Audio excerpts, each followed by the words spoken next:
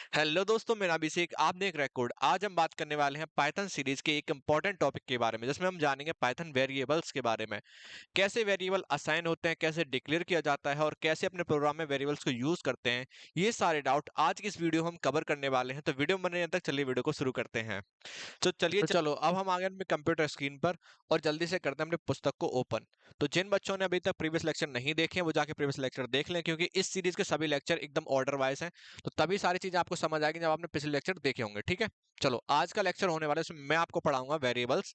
मैंने पहले क्या करा था, मैंने सोचा था पहले वेरिएबल्स और डेटा डेटा टाइप एक साथ पढ़ा दूंगा, पर वीडियो बहुत लेंदी हो रही थी तो मैंने अलग अलग पढ़ाने का सोचा। आज की वीडियो हम कवर करेंगे वेरिएबल्स को। तो यहाँ पे जो हमारी पहली स्लाइड है उस पर लिखा हुआ है रीडिफाइनिंग द वेरिएबल। हम वेरिएबल को रीडिफाइन क्यों कर रहे हैं? तो डेफिनेशन जो बच्चों को आजकल मोस्ट ऑफ द बच्चों को पता है वो क्या है कि वेरिएबल होता है एक कंटेनर जिसमें हमारा डेटा स्टोर होता है, उसको हम बोलते हैं वेरिएबल। यही डेफिनेशन पढ़ी है ना बहुत सारे बच्चों ने। तो एक्चुअल में ये क्या है? मिसलीडिंग कॉन्सेप्ट है। कैसा कॉन्सेप्ट है ये? मिसलीडिंग कॉन्सेप्ट है। एक्चुअल में वेरिएबल क्या होता है वो हम जानेंगे इस वीडियो के हेल्प से। चलो समझते हैं। हमारी जो कंप्यूटर मेमोरी है वो क्या है? ब्लॉक ऑफ छोटे छोटे ब्लॉक बने होते हैं, छोटे छोटे ब्लॉक में डिवाइड होती है हमारी कंप्यूटर मेमोरी। इस तरह से एक कंप्यूटर मेमोरी है, उसमें छोटे छोटे ब्लॉक्स बने हुए हैं। अभी ये ब्लॉक खाली हैं। अब मान लो मैंने इस वाले ब्लॉक में 10 डेटा को स्टोर कर दिया, एक डेटा स्टोर कर दिया, इसकी वैल्यू क्या है? 10। अब मैंने क्या किया, इस वाले मेमोरी लोकेशन को, जो हमारी मेमोरी लोकेशन ये वाली जहां पर हमारा डेटा स्टोर है, मैंने इस वाली मेमोरी लोकेशन को एक एड्रेस दे दिया। एड्रेस दे दिया, एड्रेस का नाम रख दिया मैंने एक्स। समझ गए? यही चीज होती है वेरिएबल।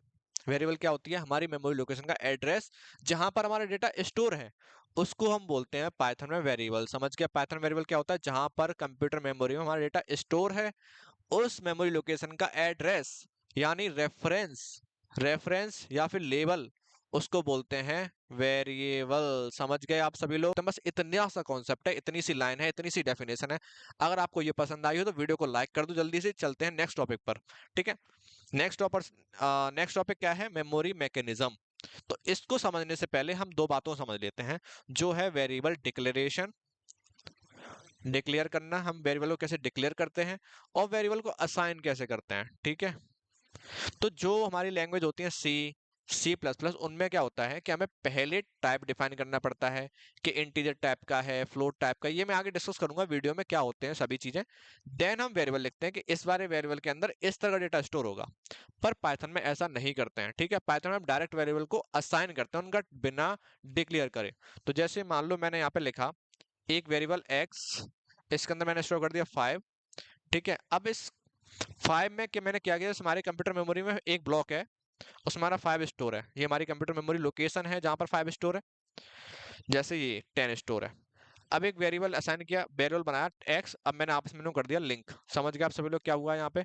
कि इस वाली मेमोरी लोकेशन से मैंने इसको बांध दिया, लिंक कर दिया। क्या कर दिया? लिंक कर दिया या फिर बाइंड कर दिया। इसी चीज को बोलते हैं वेरिएबल असाइनमेंट। क्या बोलते हैं? Variable assignment. एक वेरिएबल को एक मेमोरी लोकेशन के साथ लिंक कर देना, बाइंड कर देना, that is called variable assignment. समझ आ गया? इतना इतना समझ आ गया? चलो अब चलते हैं मेमोरी मैकेनिज्म पर। जब भी आप ऐसी लाइन लिखते हो, कोई जब भी आप कोई ऐसा इंस्ट्रक्शन लिखते हो, तब मेमोरी में क्या होता है? मेमोरी में एक ऑब्जेक्ट क्रिएट होता है जिसकी वैल्यू कितनी होती है, जो भी वैल्यू आप दोगे। अभी इसमें वैल्यू कितनी दी हुई है? 10। तो इस ऑब्जेक्ट की वैल्यू कितनी हो जाएगी? 10।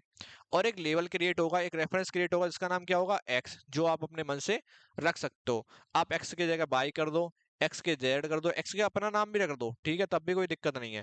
तो ऐसा एक लेवल क्रिएट होगा जो भी आप नाम दोगे, और आपस में उन्हें क्या करना चाहिए? लिंक जरूर होना चाहिए। जैसे आप उन दोनों को लिंक कर दोगे, एक वेरिएबल क्रिएट हो जाएगा, एक असाइनमेंट हो जाएगा। समझ गए आप सभी लोग?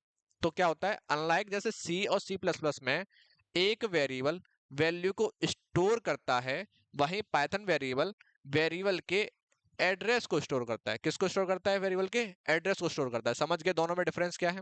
इतना डिफरेंस समझ गए? चलो अब चलते हैं आगे। इफिशियंसी असाइनमेंट, कैसे हम एक इफिशिएंट असाइनमेंट कर सकते हैं पाइथन में। ठीक है, चलो करेंगे। जैसे मान लो आपको एक करना है काम a इक्वल्स टू 5, और एक और बनाना है b इक्वल्स टू 5। ठीक है, अब आपको देख रहे हो कि हमें सेम काम करने के लिए अपने दो लाइन ऑक्यूपाई करनी पड़ी, लेकिन पाइथन में ये काम मल्टीपल असाइनमेंट या फिर शेयर्ड रेफरेंस की हेल्प से एक सिंगल लाइन में हो सकता है। वो कैसे हो सकता है? जैसे यहाँ लिखा हुआ है a equals to b equals to 5। जो लाइन यहाँ लिखी है वही बात यहाँ लिखी है, दोनों में कोई भी डिफरेंस नहीं है। समझ गए? तो ऐसा आप कर सकते हो अपने पाइथन प्रोग्राम में, कोई भी एरर कोई भी गलती नहीं होगी। चलो अब आपके लिए क्विज ये है कि a equals to b equals to c equals to 6, क्या ऐसा करना भी अलाउड है? चलो मैं आपके डिस्क्रिप्शन में क्विज दे रखी है, उसको आप जाके वहां आंसर कर सकते हैं। जैसे इस वाली वीडियो में आप नीचे स्क्रॉल करोगे तो पीडीएफ भी आपको यहाँ डिस्क्रिप्शन मिल जाएगी, क्विज भी आपको यहाँ नीचे, आप जब स्क्रॉल करोगे, इस वीडियो में नहीं पढ़ेंगे, मैं इस वाली वीडियो में डाल दूंगा, आप नीचे स्क्रॉल करोगे तो आपको पीडीएफ भी मिलेगी और क्विज भी मिलेगी जिसका आप आंसर आसानी से कर सकते हो। सेकंड हम आते हैं पैरेलल असाइनमेंट पर। पैरेलल असाइनमेंट क्या होता है? देखो जैसे यहाँ पर लिखा मैंने x equals to 10 y equals to 20, तो यहाँ भी देख रहे हैं हमें इस काम को करने के लिए दो लाइन ऑक्यूपाई करनी पड़ी, पर हम ये काम ऐसे कर सकते हैं सिंगल लाइन में, कोई भी दिक्कत नहीं आएगी। अब इसके लिए क्विज क्या है, क्या आप ऐसा कर सकते हो क्या x y z equals to 10 20 30, क्या ऐसा करना अलाउड है कि दो ही तक अलाउड है? ये भी आप क्विज आंसर में करोगे, यस नो में आंसर करोगे, ठीक है। इसको हम पैरेलल असाइनमेंट या फिर सिमल्टेनियसली एलोकेशन भी बोलते हैं। समझ गए? समझ के चलो अब चलते हैं पावर ऑफ डायनामिक टाइपिंग।